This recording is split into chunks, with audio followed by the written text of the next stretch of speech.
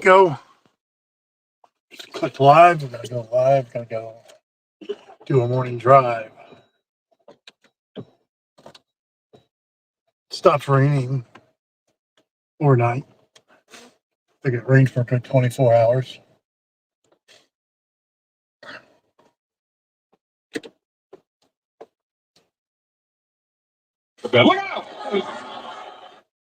I'm a gun guy. I like guns. Not, I like calibers that I shoot.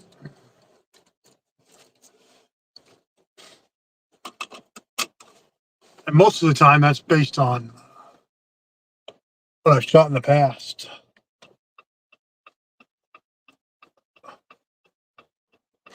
To me, a sidearm, a pistol, or a handgun is always going to be 9mm. Okay, yes. When I was a medic,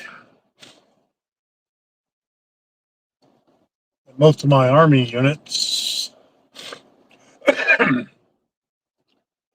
we carried a sidearm, a 9mm, also an M16.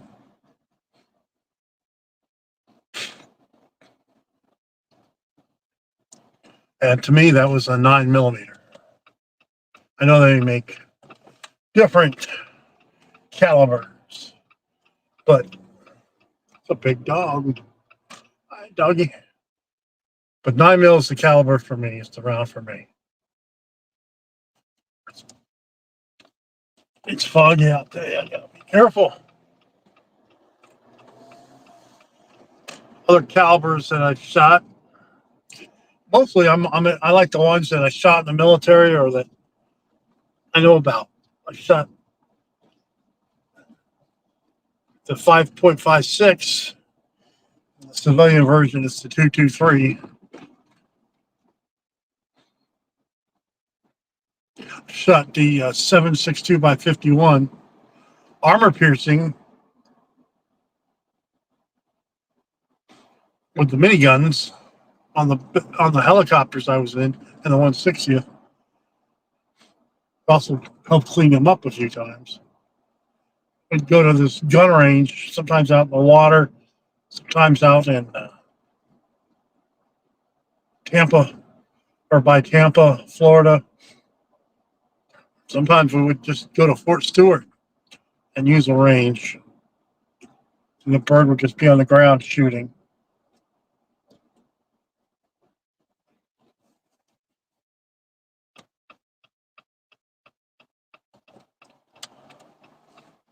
Got to shoot the grenade launcher a couple times.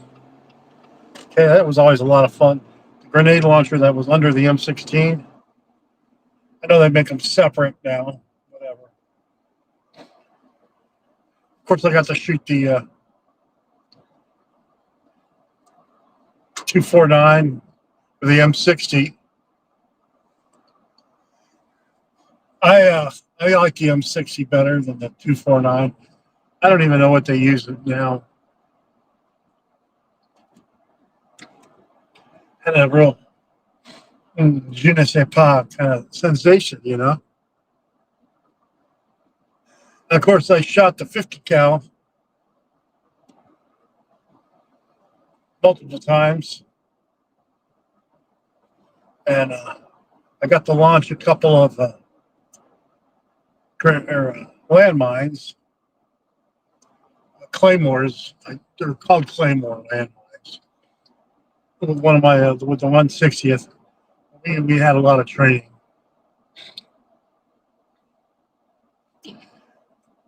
And it was fun because they would daisy chain it, or we would daisy chain it and go over how to properly do that.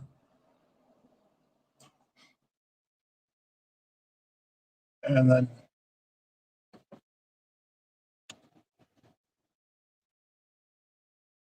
never got to shoot an AT-4 or a rocket propelled launcher.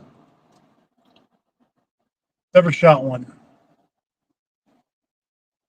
As a medic, I did not feel, although I was in an artillery unit, as a medic, I did not train or I never shot or pressed a button to shoot a artillery round. It's definitely not defensive in nature. And I was in the military, I was a medic. Same thing when we were on offensive operations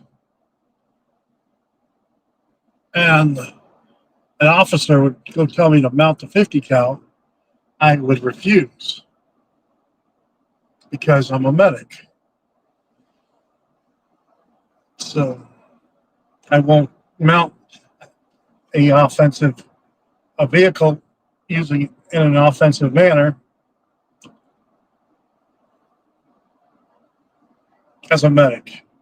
I'm not all anti-gun, but that's my limit. That was my limit. And I knew what the Geneva Conventions were, and my conscience as a medic. If I shoot someone, hopefully I killed them. If not, I am definitely obligated to take care of them. Why would I put myself in that predicament? Now, soldiers that kill each other in combat, they don't go to hell for that. It's not murder. It's war. It's a big difference.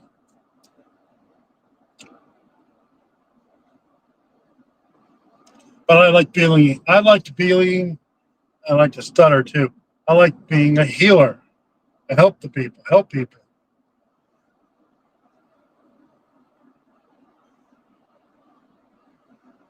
One thing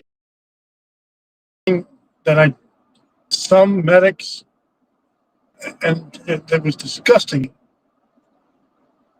is rendering aid to the enemy. Well, if they're injured, they're a human being. You, as a medic, are obligated to render aid. You don't differentiate between political ideology or whatever bullshit you're fighting over. You're go for it, Honda baby. Go, Honda baby, go. There's no traffic. It's not a go, turn, baby, turn. Anyway, Honda was just sped up for no reason. There was no traffic or anything. No, I would not discriminate against who I took care of. And this is going to sound a little grotesque to some of you. Sometimes it's better off if they die in combat than trying to recover and die anyway. But my fellow combat vets get that. It's a hard world out there. But anyway, let me digress. That's why I like. One thing I never shot in the military, okay, is anything scoped. Everything that I shot was, well, IR laser, shot with night vision, but nothing scoped. I didn't have an ACAG on my rifle. It was just iron sights. I didn't learn how to shoot with a scope until I got out of the military. Gave it up for a few years. Realized something was missing in my life. Namely, the relaxation that I experienced going to the gun range. Although sometimes, honestly, shooting at the gun range with the military wasn't always a lot of fun. But I was an uptight son of a bitch, too.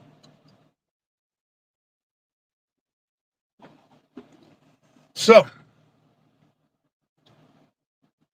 there's a couple more viewers on today. There's like, thanks for watching. I can't respond.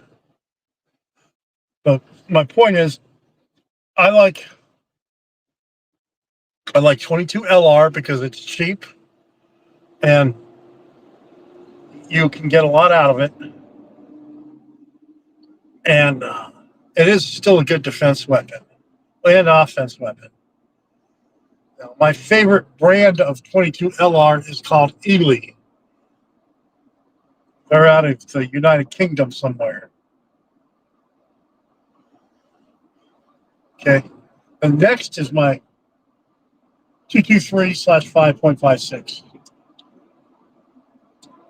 And I used to think that, I just like to shoot the 55 grain.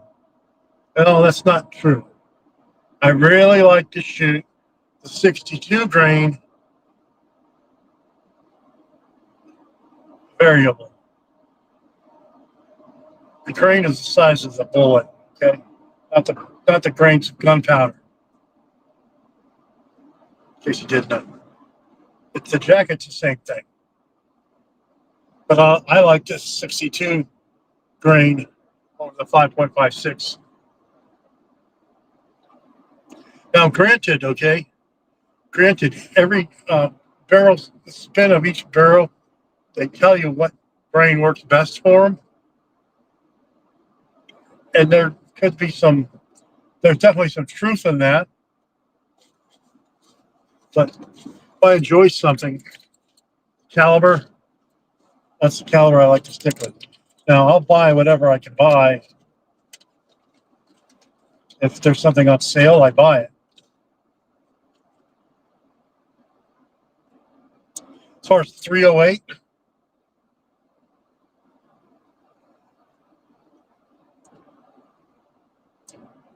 as far as the grains on a 308, I think the highest I have is 180, 75, down to, I think the lowest grain I have is 150. Okay.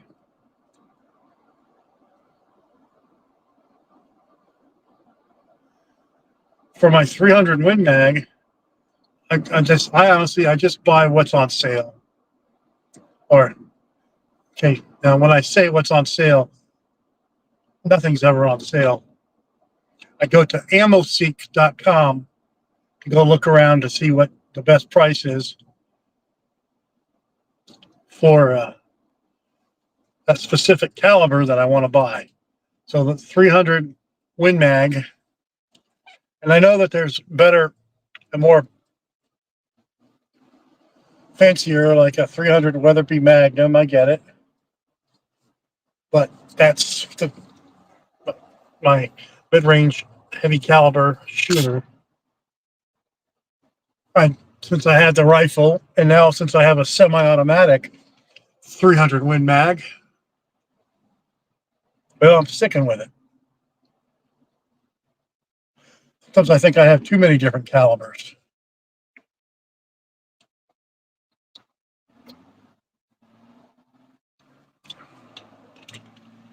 My niche caliber is the 224 Valkyrie.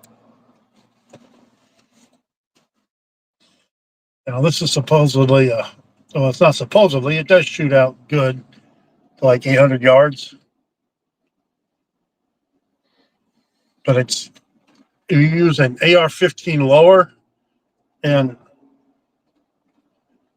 I have a separate upper, and I have its own lower too, of course. But it's a longer range, 6.8 caliber that can be shot through the lower of an AR-15. And I have that, and that's it's a niche round to me. And it comes in, I think, 60 grain, 90 grain.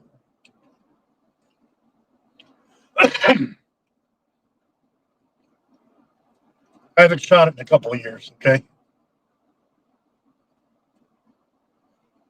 And they have them at the gun store. And the truth of the matter is, in today's day and age, that you could buy as much ammo as you want of a specific caliber.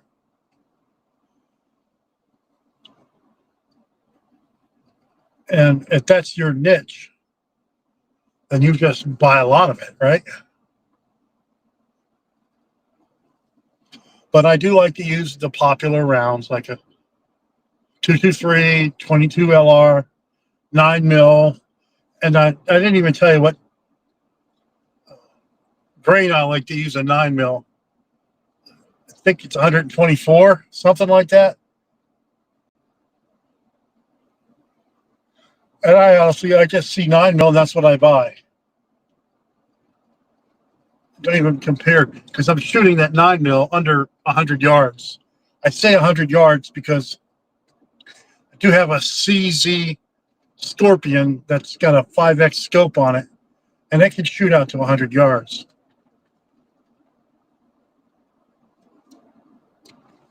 I haven't really done the ballistics for each caliber grain for my 9 mil, because when I'm shooting a pistol,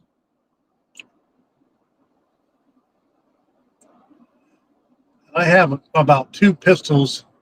I call them pistols, whatever you want to call them, that are chambered in 9 mil.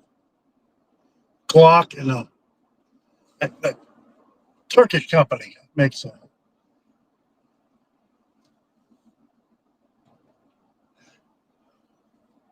And if I could find a decent 1911, I would. And that's what I shot in the military. They're basically set up the same as far as cleaning. Even the CZ Scorpion is basically set up like a pistol. You just, how you clean it and take it apart, it's intuitive. You just see where it's easy to take apart. You don't even need to read directions or something. You just know. Okay. So going back up the range calibers,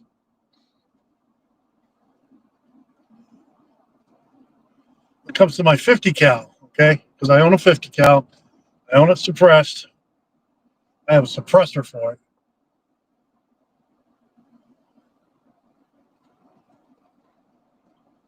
There are different grains. My rifle will shoot anything. It's a Suburban bolt action, single shot bolt action, meaning you shoot at one, you chamber it, you shoot it, you have to bolt it back, take the bolt to the rear, and the round ejects. It's not semi-automatic. Well, they have semi-automatic, but I never buy one. I can't mount a magazine in it.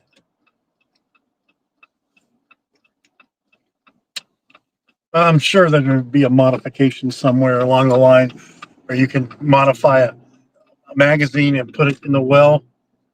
But the problem is, where is it going to eject? And that's just what the round is, okay? It's a niche recreational round for me. Obviously, if I thought I was going to do something tactical, I would not have a single shot. I'd have a magazine fed bolt action.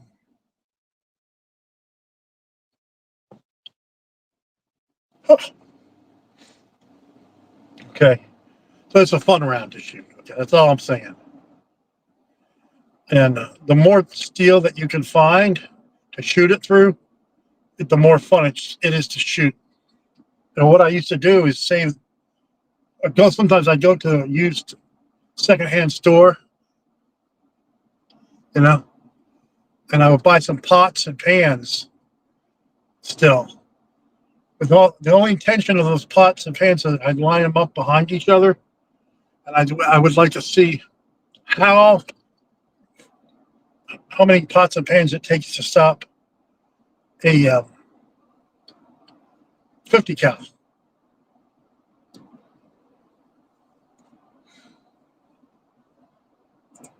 And at the gun show, actually, time to time, you can find someone that sells armor piercing 50 cal rounds, armor piercing incendiary 50 cal rounds. What I'm saying is you can find them there.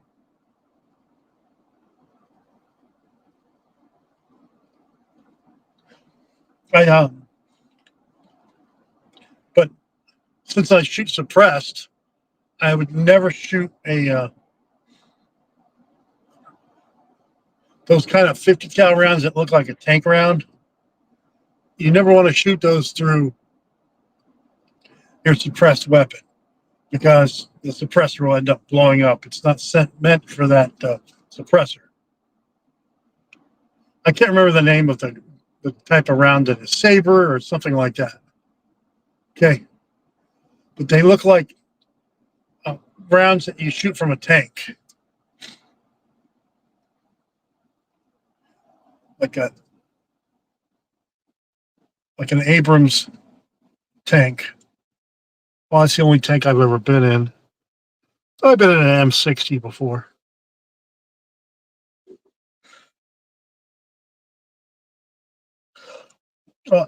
No, the armored transport vehicles aren't tanks like a 113 or 577. They're not tanks. Even though you can mount an artillery piece on it, that's just a mobile artillery piece. We use those in actually my guard unit. My first guard unit was a mech infantry.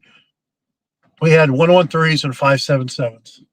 And we would go out into the backside of Fort Knox, Kentucky, to shoot them, to drive them around. Okay? And I've never had that much fun in my life driving something. Driving a tracked vehicle. That was the ultimate. And then I realized, this is pretty awesome. And some of the guys that have been driving them forever, when we would dig our foxholes, they would, instead of filling them by hand, when we're done, they would get the 113s, and they had a piece of plywood or something on the front, and they would just use it as a dozer just to cover up, put all the dirt back. I never realized you could do that. It'd be nice if they had like a thing that you could help dig out the dirt.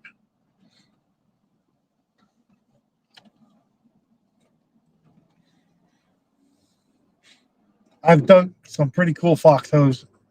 Foxholes in my day. And some of my best naps were in a foxhole. And when you're down, if you dig it deep enough, it's a lot cooler down there than it is in the air. The hot air raises, the cool air stays lower. That's just the pressure area. And you dig a nice little area to go chill out and sleep.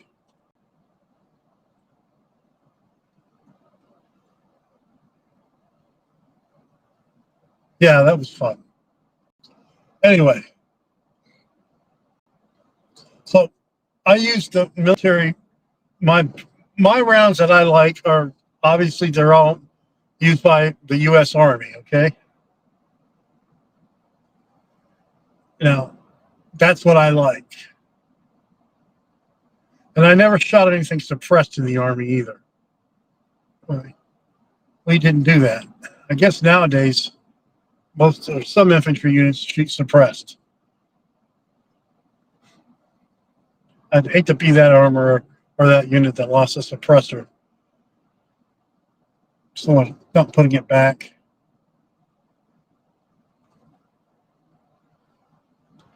Well, and I never shot an IR through an M16 or M4 with night vision. That's where you can have an IR laser, aim at a target, and you shoot it, and you're looking through your night vision goggles. Much less, I've never shot a thermal through any type of firearm in the military. When I got out in 2011, I know they had thermal scopes because they're a big country or big government contracts like FLIR and a couple other companies had these contracts for these thermals, but I never shot.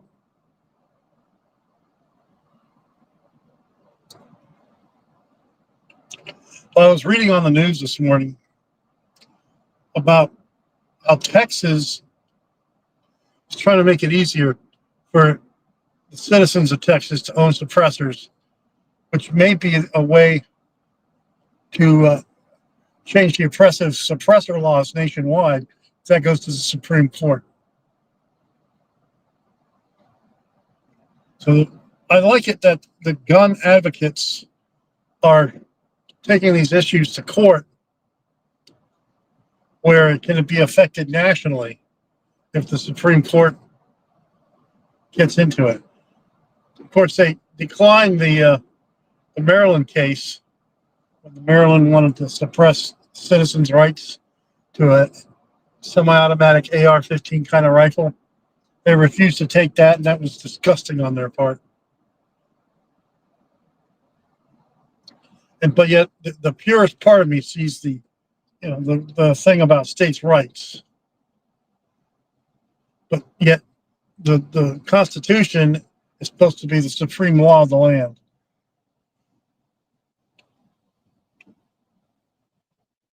mean, there's only so much for states' rights as you can have. When it starts suppressing the rights of the citizens, that's where the states' rights end. If you think about it, folks, the federal government, okay, generally speaking, doesn't affect you as much as your state government does. And the case in point is when someone's found guilty of murder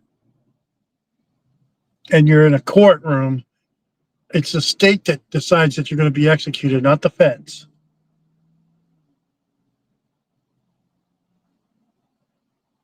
Let that sink in for a minute.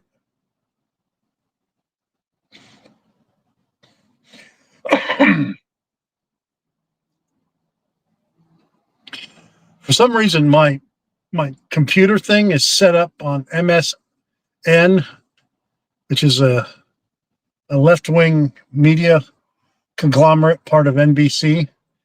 But yet for some reason, I always get these gun-related, like 15 things about your gun that you should know or whatever. And it's so propagated to the left.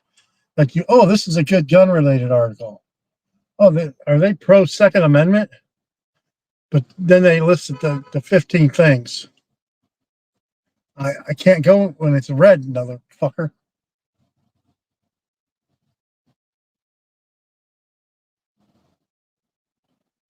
So the light's red. Like, I have a say when it turns green. And the guy behind me is honking. Like, I'm going to go in the red. Good thing I don't get road rage. Ladies and gentlemen, I just don't. But sometimes I like to pull a jihad on them. And I think you know what I mean, ladies and gentlemen, when I say pull a jihad. No, we'll let that go.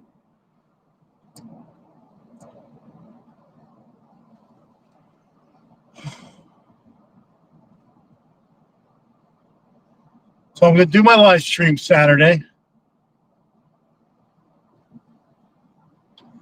I'm hoping that my bulk carrier group for my 300 Win Mag or my LR 300 comes in so I can finally get her zeroed.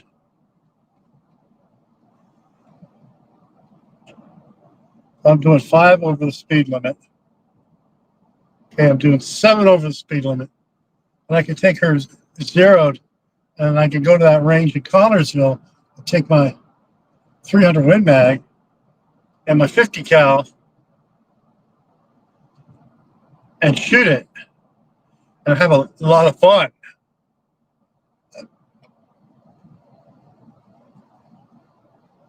I have a lot of fun shooting, okay? When I went into heart failure back in 2023, I was in no condition to be driving, going anywhere.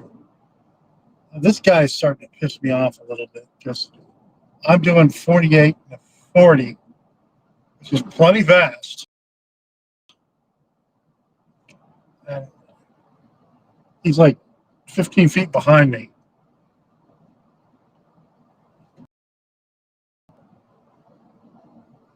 same motherfucker was red. Like I can go in traffic when it's a red light.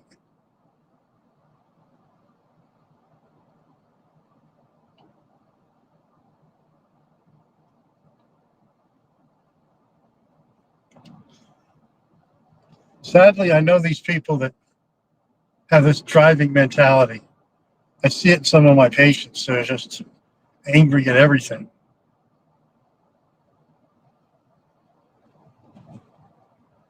It's not worth it, buddy. It's not worth it. You sped up to a red light. You sped up to a red light, good buddy. Yeah. Guess what? I can turn on red here, motherfucker.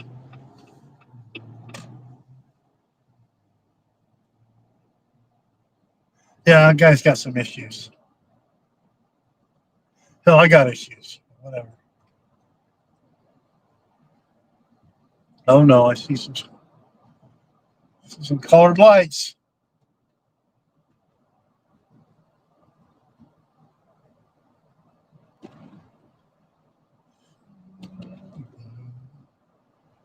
The other thing I want to do is go do some archery training. Me and my daughter. She's got a little bow and arrow set. I got my bow and arrow set. We could do it out in the open field behind my house, or the playground where there's no kids and there's a big field, and just set up. I have a little archery thing. Just set that up about 5 meters away to start with, and then back up every time we master that.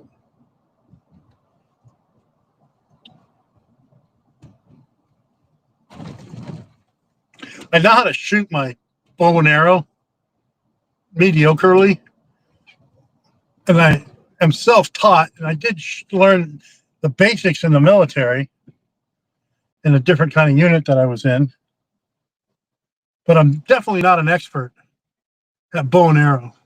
Oh, hi, sweetheart. That's nice of you to say hi, because I turned over so she could turn to the right.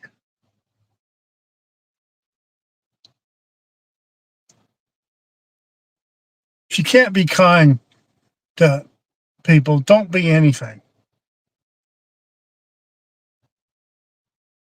But anyway, I got to do some research on training that I can do for my bow and arrow. I know you can just do some dry runs with it. Problem is, if you do it indoors, your wife thinks that you're shooting a bow and arrow, because basically the sound that the bow makes. And you gotta be careful with that. And two, my bows or my arrows that I have are piercing. Right, so there's absolutely nobody beyond the where I'm shooting it. Even if they were not piercing, you get hit by them, and that can hurt you pretty good.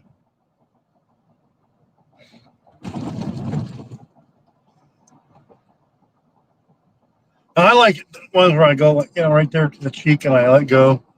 And it's not a compound bow, and it's not one of those ones that you aim like a long gun or something. I just like doing it.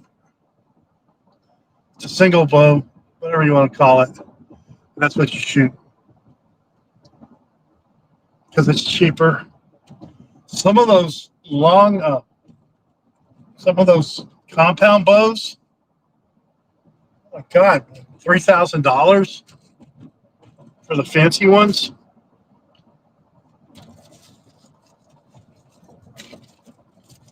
That's the price range of a 50 cal, a single shot bolt action 50 cal, or a price of a small freeze dryer would cost. Or if you're lucky, that's what a PVS 14 would cost. And you could get a good night thermal optic and 640 now for about under 3,000.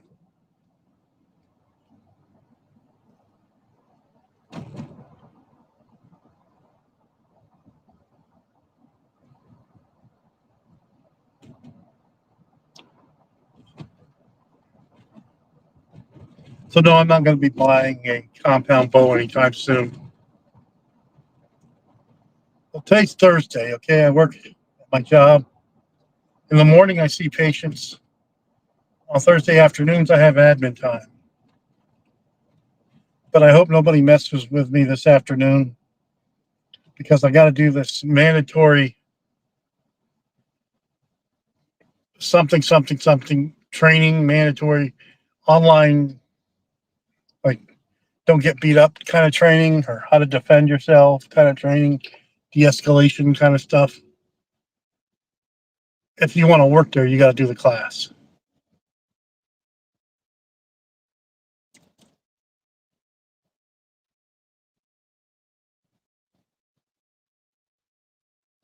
And while I'm doing the class online, I'll be doing paperwork. And I'd rather not talk about some of the issues.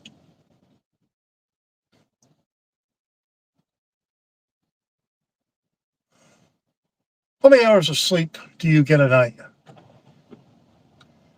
Last night, I slept 8 hours.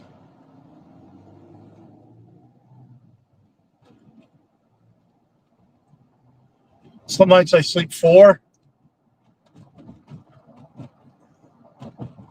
When I was not feeling well, I think I slept for 14 hours one night.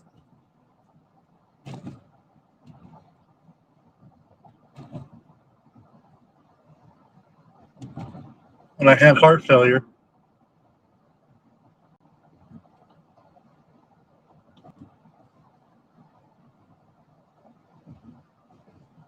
That was one of the worst health scares I've ever had in my life. September 18th, 2023.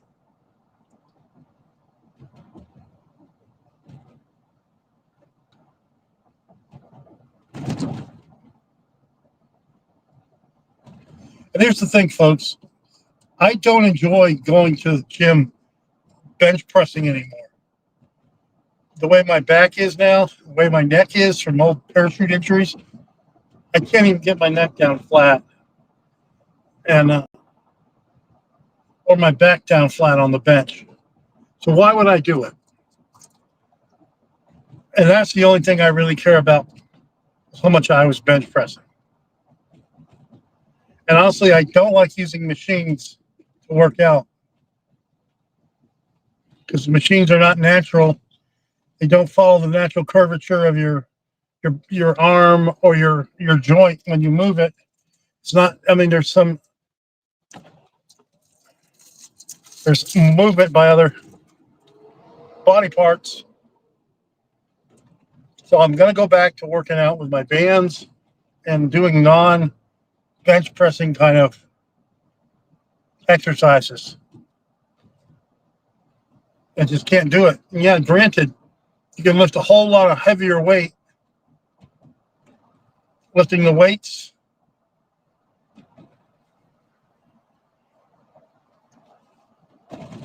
But now when you're dealing with exercise and you tear the muscle up too much, your kidneys have to process all that protein. And that's why sometimes people get their creatine kinase level elevated doing too many repetitions of a certain movement.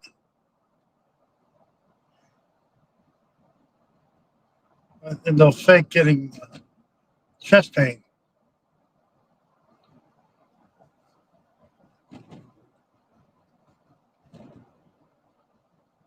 I'm going to definitely go back to doing push-ups. Some modified chin-ups is my primary upper body workout in my basement. Now, how am I going to do chin-ups when I don't have a chin-up bar? Well, you know that beam that's across in the basement on the beam that holds your house up? I can put some cordage over that in whatever kind of knot it's called, where it slings onto itself, and I can have 2 strings right there, and I can use those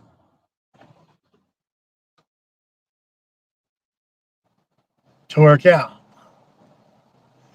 I can do pull-ups like this, and if I wanted to, I could face the other way and do push-ups while my feet are on the ground.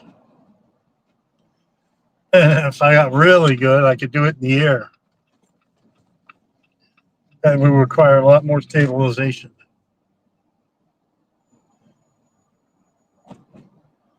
It's not the number that you bench press, folks. That's what I used to think about what strength was.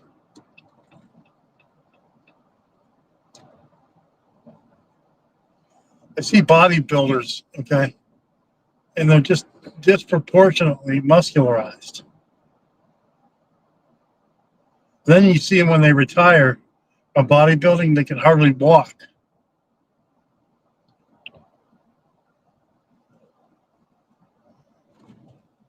And then you don't see it, but all of them have scrotal hernias, inguinal hernias.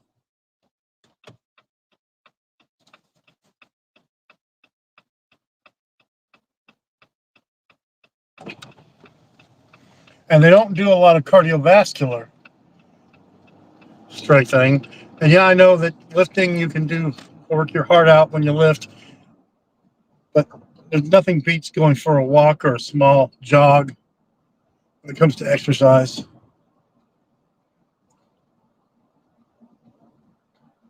Anyway, down to 1 viewer, whoever you are, thanks for watching. I'm going to have an exciting show this weekend, although my personal ad doesn't show it. I got to really work on upgrading my personality. I'm quite a boring person. I've lived an exciting ass life, but I'm pretty melancholy about it. Like, yeah, I've been there. That's great. Nobody wants to watch somebody that's moody and depressed, but they're not feeling depressed. That's just how they come off that way. I got to definitely work on that when I do my videos.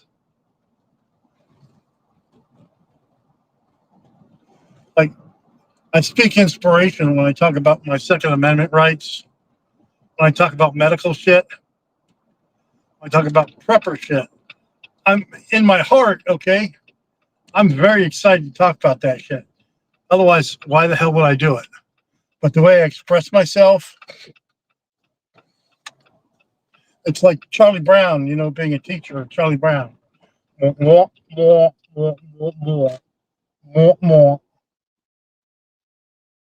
Somebody's in my parking space. Damn. Well, it's not my parking space.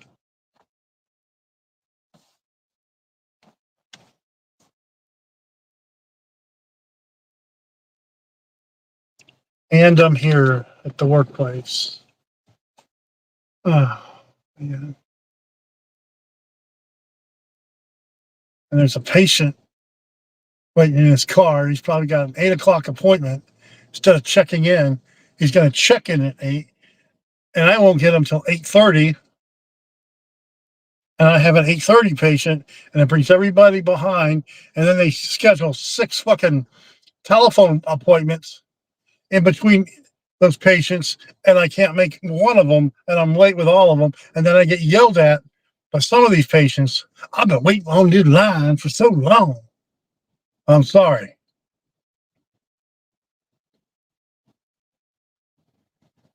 And sometimes the nursing staff, they don't realize when you're doing your telephone appointments, the intensity that you have is just like the intensity you have seeing a patient in person. The brain The brain thinks a certain way.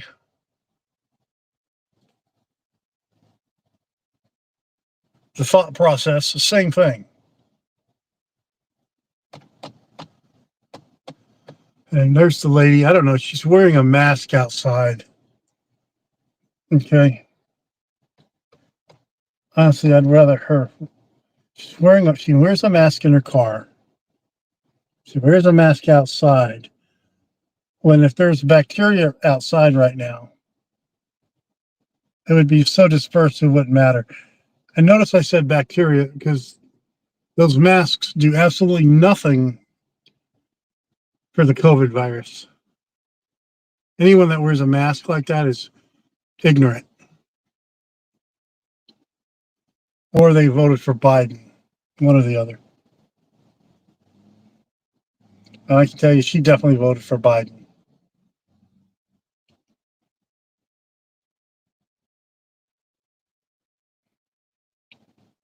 So, did Biden develop dementia because of Trump? Because it was Trump's fault?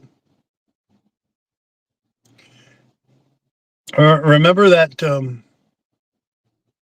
spokeswoman for Biden all those years? The one lady? I was reading an article this morning. She's quitting the Democratic Party because she was lied to, which is full of shit because she knew the stuff she was spitting out were all lies. But she was a spokesperson. And she's going to call herself an independent because of what the Democrat Party said and did. I don't believe her. I hope if this is one of my patients, I hope they don't come up and start talking to me in my truck. But I don't like to say hi to this lady. I don't know what the hell she does, some social work stuff. And so I'd rather her just go inside. Okay, make sure the mask is tight. Okay. I guess she didn't want to talk to me either because she's walking behind my truck now. There's some things that I'm not going to say that I've overheard her say to other people that I don't want to repeat on here. Man, they come back to haunt me. You don't know who the hell she is anyway. She's not on camera, so it doesn't matter. Oh no. Is that motherfucker?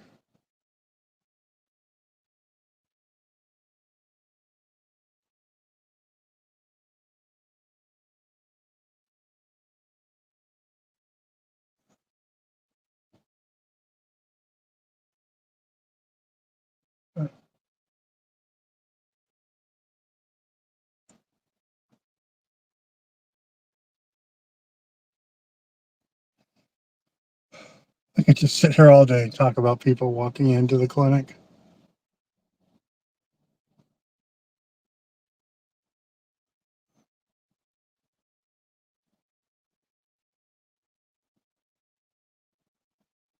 You know what I mean? And if one of them are my patients, I'm not obligated to talk to them out here. One thing that I find sacred is when I'm away from work, I'm not working.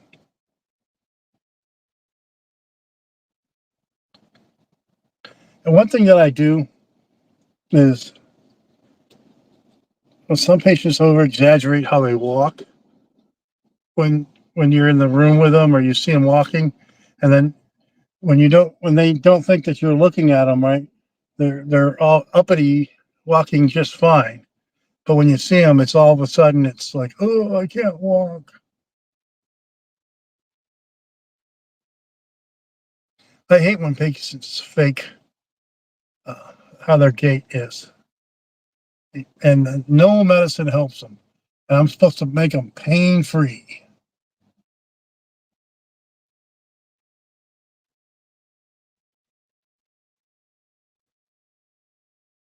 So we have one of the. I'm not going to say who they are.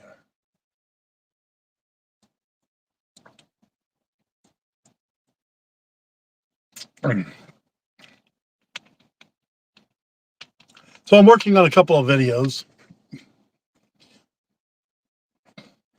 I got to really work on the back end side of it to help get the search engine optimization correct. I'm finding what works and what doesn't work. For example, I did a video on the Supreme Court and the oppression from Maryland to its citizens, and it's gotten thousands of views now. And at most of my videos will get 100 views. And honestly, I don't know what the hell I did differently that I got more, 1,000, 20 times as many views basically so far. But whatever I did, I got to research it and I got to mimic that in what I do with my other videos. So it's not, it's like when someone's on YouTube and they want to watch your content. When you start out, your videos suck, and then you find what works for you and you work on your videos. Like before, I would have my camera like that, this angle, looking up like that. Now I have it going straight across and I don't look as pathetic. And sometimes I wear my hat, sometimes I don't. When I do medical videos, okay, I do have lab coats, folks. These real lab coats that I wear at work. And I use them when I make my videos. It's not a